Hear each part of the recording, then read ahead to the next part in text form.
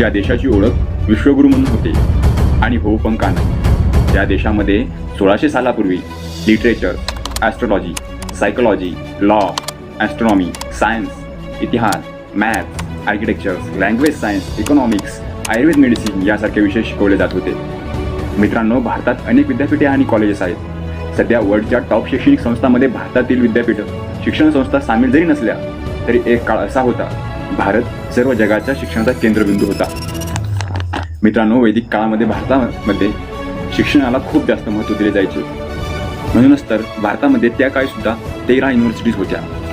मित्रांनो, सध्याच्या जगात सर्वात जुनी युनिव्हर्सिटी म्हणून ऑक्सफर्ड युनिव्हर्सिटीकडे पाहिले जाते. पण तुम्हाला हे माहीत आहे का, त्याच्याही 500 वर्षाआधी भारतामध्ये अनेक युनिव्हर्सिटीज होत्या. त्यापैकीच एक नालंदा युनिव्हर्सिटी, हिच्याबद्दल आपण जाणणार आहोत. नालंदा विश्वविद्यालयाची स्थापना गुप्त साम्राज्यामध्ये